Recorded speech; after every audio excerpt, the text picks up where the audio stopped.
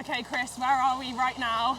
It is 4 days before Paris-Roubaix and we are about to enter the Tour de Arenberg, the Very five-star exciting. sector, the hardest sector of Paris-Roubaix. And we've just done the new approach. We've just done it. Oh my God, this is mental. Oh God, it's quite This is bumpy. insane. It's gonna be a bumpy ride. This is insane. So Right, you've we've just got done the new approach to cobbles the Arenberg, Chris. and lots of grass sticking out. Chris, do you think the new approach to Arenberg cut off enough of our speed? I don't think we're going to be able to talk much, Rachel. Oh, I think you might be right. My glass This is falling insane. off. I can. You can hear the bike Chris is rattling literally- around Oh, we're almost. Oh my God, it's so long as well. and we are crossing under the bridge. My entire face is falling off. Rachel, what is amazing is that as you're riding it, you see that it's actually downhill. It's downhill, which But is, we're only going 15k an hour. and we're really struggling. We're really struggling. God, they don't. So last year, me and Rachel watched Paris-Roubaix from here, and the riders came past us at an almighty speed And we of about thought that looks 55k. easy, so we'll give it a go next year. And And I this think- is insane how I think difficult we're it is. regretting it slightly now. I'm really genuinely struggling to hold on to the handlebars.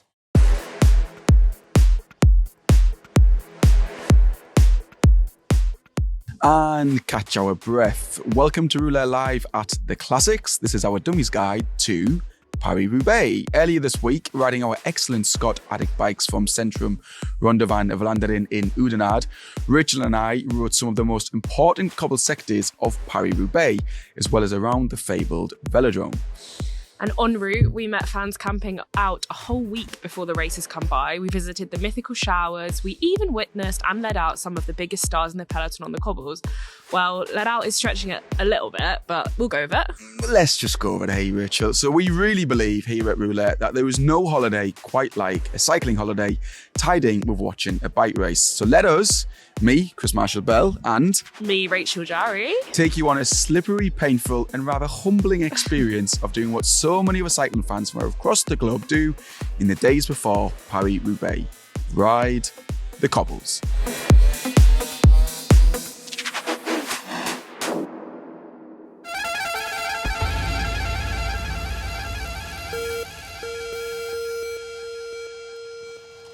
Okay, Rachel, we're about 400 metres into Sector 20 of the men's Paris-Roubaix course. Yes. We're on the Sector de Bernardino, and it's called Rouleur. It's 2.5 kilometres. It's a 4-star sector, so it's pretty bloody tough. It is. How are you finding it so far? Well, I'm okay so far, Chris. I think we had some good practice yesterday, didn't we? Went up the Koppenberg. Yes, we did. And that's really sort of got my cobble senses tingling. Yep. And at the beginning, we were so naive. Whoa! It's easier than the Koppenberg. Hey, we've done this before, haven't we? This is easy. Yeah, we're the profs now. We can do this for 2.5k. Yeah. Honestly, they make such a big deal out of this race. Like, it's so hard. Like, it's not even hard. All it is just bricks on the floor. Guys, Like, we've all got bricks in the we've all house. done stuff like this before. Oh, and there's grass as well. This is, I'm actually buzzing to be here. I am as well. This and is I think, immense.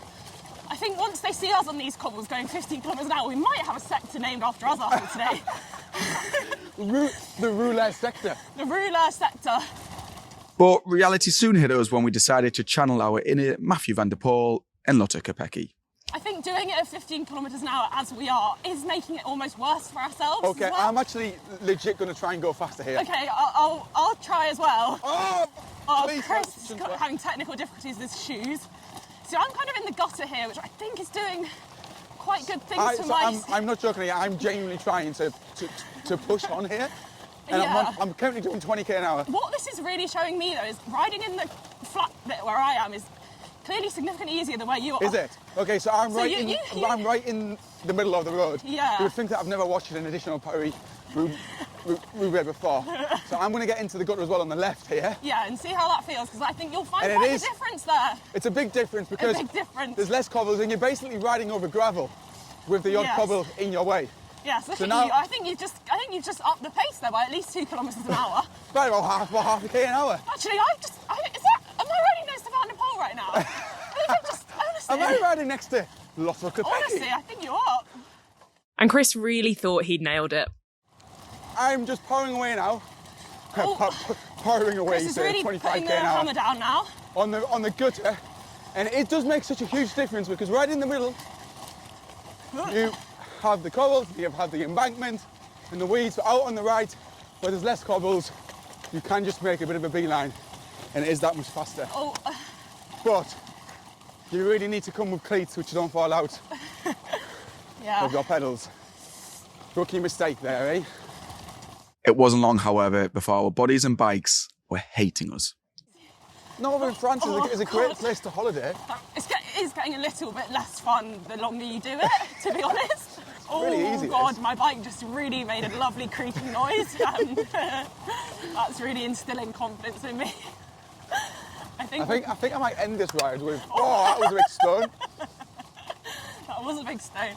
I think we're going to end this ride with blisters on our hands, Chris, like the real pros. Quite a lot of blisters. So off Sector 20, our first sector, and onto the main one, the Arenberg. The Arenberg, the forest of Arenberg, if we're going to translate it from French into English. As we rolled into the tiny village of Arenberg, and it really is tiny, the first thing we noticed, Rachel, was camper vans, and lots of them. And milling around, prepping for the weekend's racing, was one Belgian fan from Antwerp. Who are you? Chris from Ruppelmonde. And is this your first time here at Roubaix or not? The last 10 years. Last 10 years. And you always come here to the Arenberg? Yeah, always. Why? Mythic. Indeed it is. Why are you here 4 days before? Sorry? Why have you came 4 or 5 days before? Why not come on Saturday or on Sunday? Here is no place on Saturday. It's full on Saturday. This evening is full. Really? Yeah. So how does this compare to watching the Tour de France? How does Roubaix compare? Is it like watching the Tour or is it better than watching the Tour? On Sunday? Yes. Is it better same. than it's the same? Yeah, it's the same as Tour de France. Yeah. And the atmosphere, that's the same. as a seasoned Roubaix follower, he's got his routine sorted. And he's also certain who's going to win on Sunday. Yep. We go to the cobbles and then we come back and we see on the big screen. Yes. And we drink a beer and we have fun. And final question, who is going to win the men's race on Sunday? Wout van Aert. He's Belgian, this is why he's saying it. Naturally. Of course. Brilliant. Thank you very much. I appreciate it. Thank you. Thank you so much. Have a nice day. Good luck on the cobbles. Thank you very much. We need it.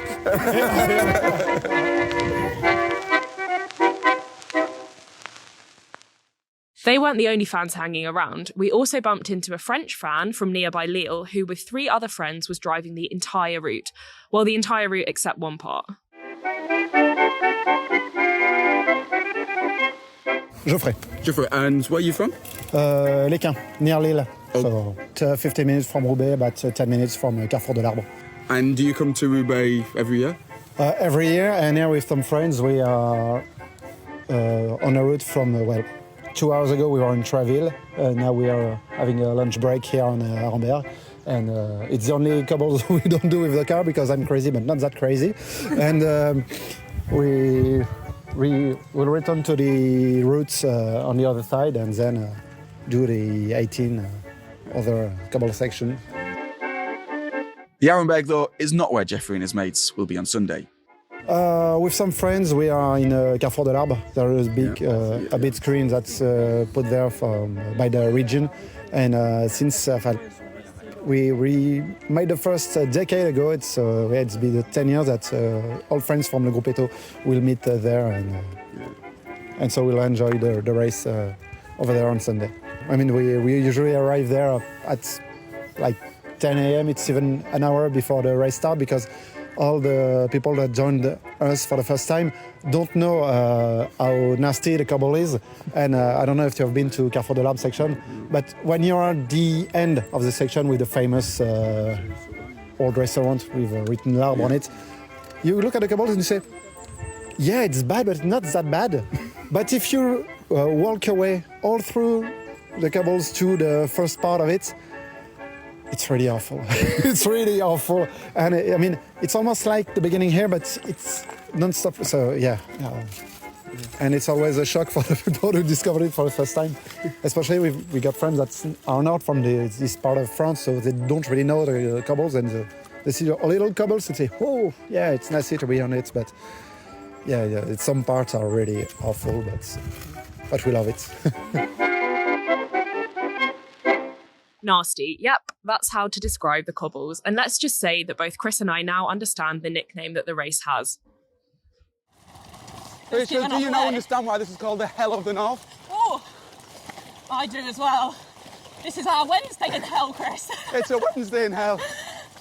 It's almost getting more bumpy as we get further The thing down. is, I'm a big believer in cycling and skiing and whatever sport, that speed is your friend.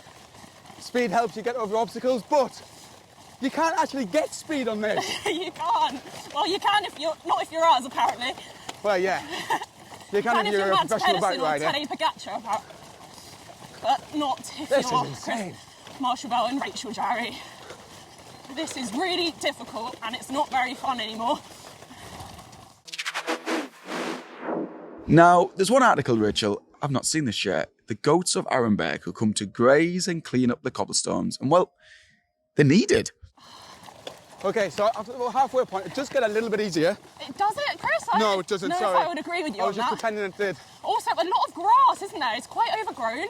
Yeah, where are the goats? Where are the goats? Meh. Meh. Oh, sorry. Is that a goat behind me? Meh. Meh. Was that you eating the grass? That was me eating the grass. But I tell you what, I'm chewing the stem, so I may as well be eating the grass. Oh my God, this is so overgrown though, for It's actually more than extremely last overgrown. year, no? We're 4 days out from the men's race, and there's still a lot of grass eating to be done by the goats. They're going to need to let the goats out. There was also something else on our mind as we risked our lives. Rachel, I've got a question for you. Go on. How many Oreos do you think you can get in between the gaps in the cobbles? Do you know what, Chris? That's a great question, and I think I know the right man to ask. Really? Really? Hang on. Shall we phone a friend? Let's phone a friend. George Poole, just got a question for you. We're on the Roubaix cobbles, and there's some really big gaps in between the cobbles. Since you're the expert Oreo man, how many Oreos fit into the gaps of the Roubaix cobbles on the Arenberg? Well, you see, it's one of those questions where it depends, because if you take a full pack with you, then you can easily eat them beforehand. You know, it's quite a long walk. I think it's 2 kilometres down the Arenberg, so you need to fuel yourself. But if you leave enough, you can probably get 6 Oreos stacked on top of each other into the gap, which I find astonishing. And George, once they've been sort of used to get into those gaps and to stack, can you eat them afterwards as well, or do you think that they're a bit too dirty after being on the floor of the Arenberg? Look, the human body's one which needs all sorts of enrichment. You know, sometimes you need a bit of fat, you need some dirt in your system, because that's how you build up your immune system. So personally, I would say you could eat them. You know, as long as you wipe off the big bits of mud. I think you're living proof of that, George, aren't you? Now that reminds me of the wet Roubaix in 2021 when Matteo Jorgensen fell ill in the days after he had ingested too much cow dunk from all the mud spread on his face. Yuck. Anyway, that key topic solved courtesy of our friend George Poole. We were then suddenly overcome with genuine fear. Rachel, I'm kind of petrified in case Mats Pedersen or Mathieu van der Poel comes storming up behind us. I'm a bit worried because there were other reporters waiting at the end of the Arenberg. There were. For riders to come through. It would be a real shame for us to get in the way of them doing their recce of the Arenberg. It would be quite embarrassing. That cannot happen. We take out the whole of Little Track because we are riding 10 kilometres an hour down the Arenberg. Favourites for Paris-Roubaix out. And then, lo and behold, what happened? One after the other, starting with Ineos and Filippo Ganna. I am halfway down the True de Arenberg, and Ineos Grenadiers are about to ride past me now. There's a lot of people speculating that Filippo Ganna could win on Sunday. Let's see how fast they go past me. Go on, Connor.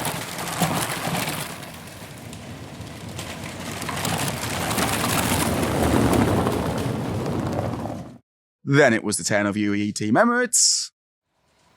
And UAE team members are coming right past me right now. Ali, Ali, Ali, Ali!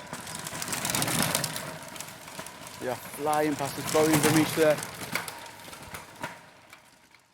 And then it was Mads Pedersen. Here's Mads Pedersen coming down on the Paris-Roubaix cobbles on the Arenberg. Hear that. And he's actually cheated. He's actually jumped off the Arenberg and he's jumped onto the pavement to the right.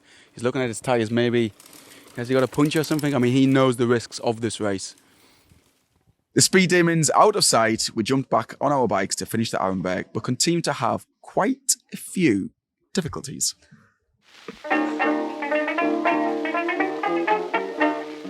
Oh, there goes my saddle. So painful. It's horrible. It's really not pleasant.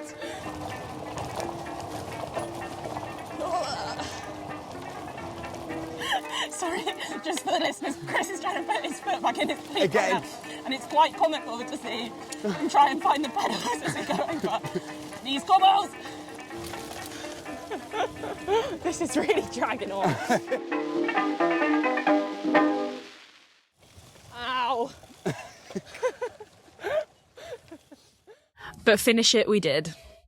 So we are about to finish through We the are Arenberg. finally getting to the 2.3 end. kilometres. 5 sector hell. And I don't think we're going to have any Strava KOMs really, Chris. Oh no. Oh no. So we can confirm that we definitely don't have any Strava KOMs. Rachel, I think we did the Arenberg in 9 minutes, 8 seconds, and the men do it in just over 3 minutes. So we're like a long way off, aren't we? I think we averaged 14 kilometres an hour. And they Work do it to in do. like 48k an hour. Work to do. Work to do. How would you describe the Arenberg in one word? Silly. It's a really silly thing to race bikes along. That's what I would say. We weren't even racing, just riding bikes is silly. It's painful. It's not that fun. But actually, it's so painful that it kind of becomes fun. It almost reverses itself, I would say. Yes, it is. But I mean, there's only one word for me. Savage. Savage. Yeah, that's true. Silly and savage. Silly and savage. So we actually also saw someone else ride across those silly, savage cobbles. And you actually caught up with her. It was a fan who'd flown all the way from Colorado.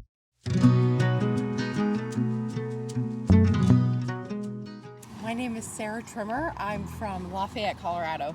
I am here for the race on Sunday, and I am schlepping a bike with me.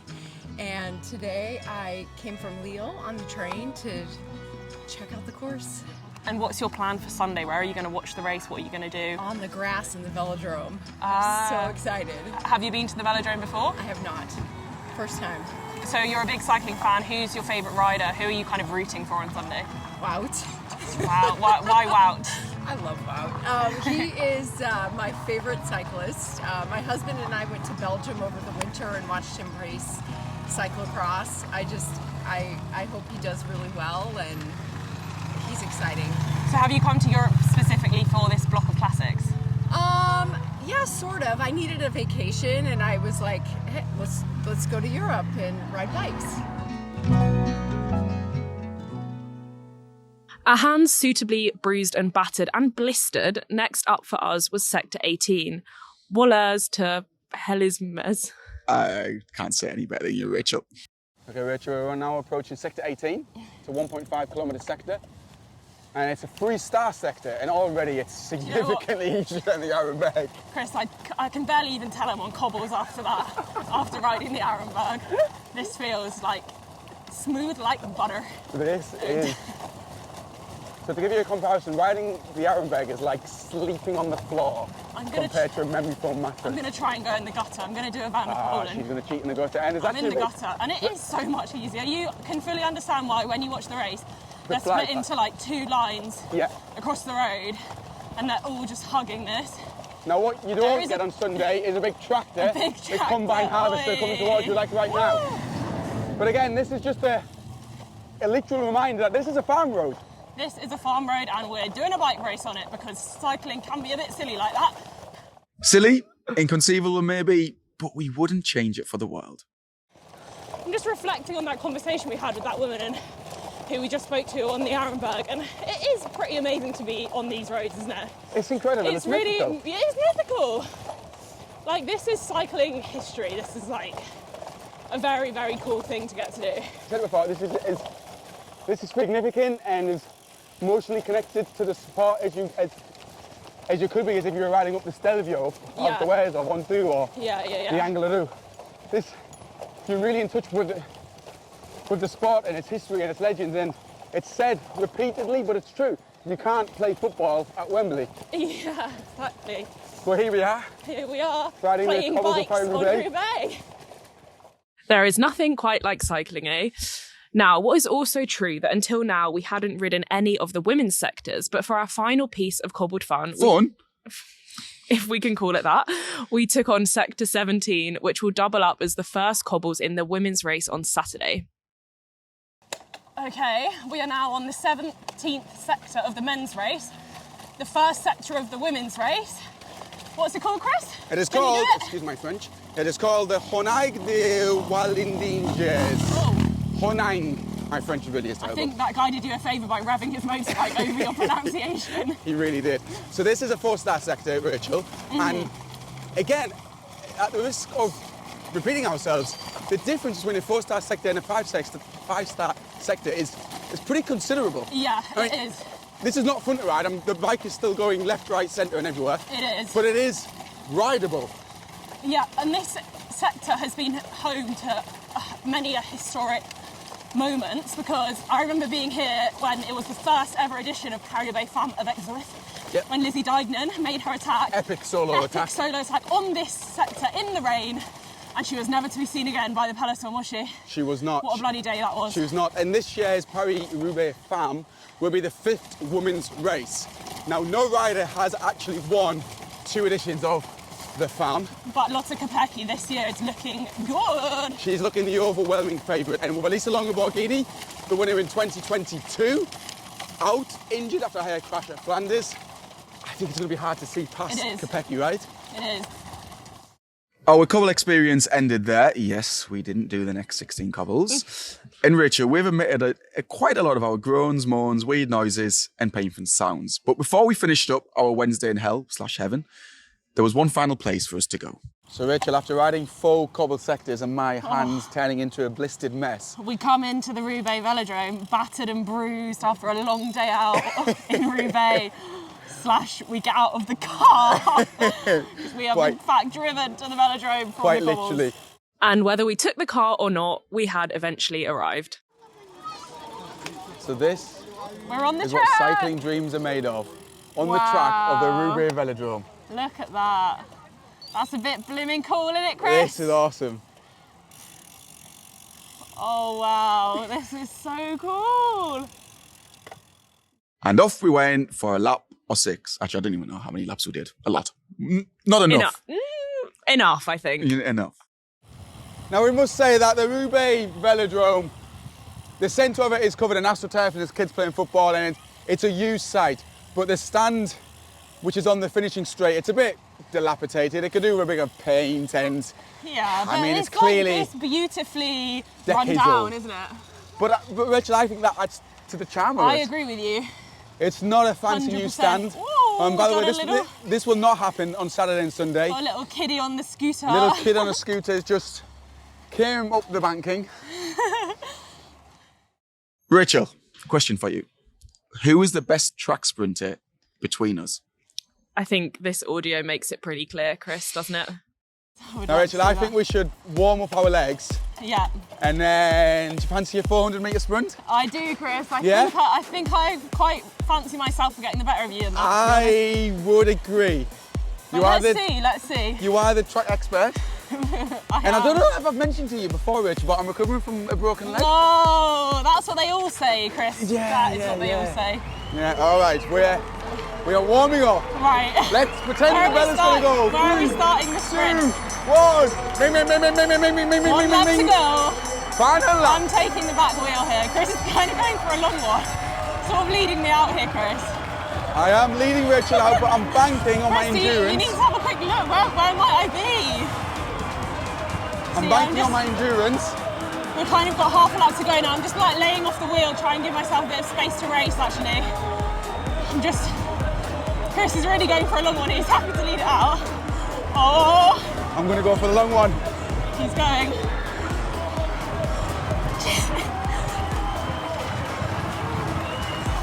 This is incredible. Second No! Rachel comes alongside me to the right! No! Rachel's got half the bike lane! No! Rachel, Jary wins! Thank you. I'd like to thank everyone who's helped me to get here in my career so far. It's been a long, hard road to the biggest win of my life.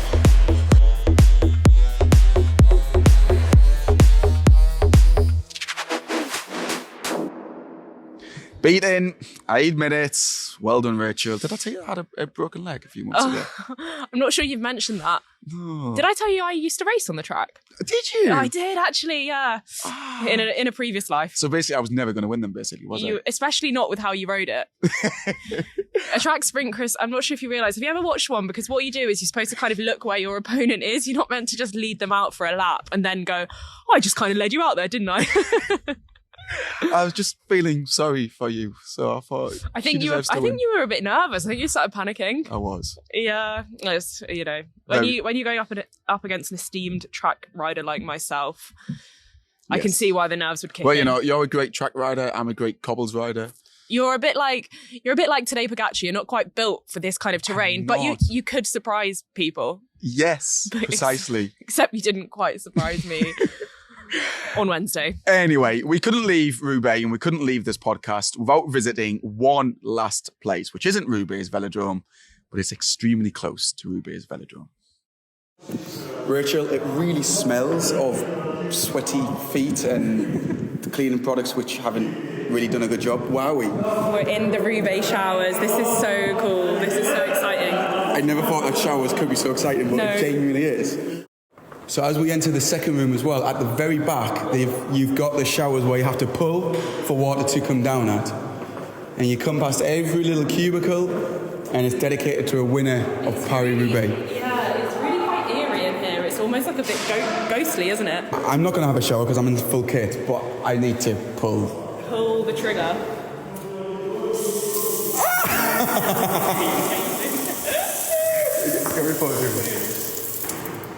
It's incredible. Well, it's not incredible. It's just water. It's just a shower coming out of a tap. Like probably. But it's what it means. Yeah, but it's like home. This is home to some of the most iconic images ever taken in cycling. Ever, yes. It's really, really cool.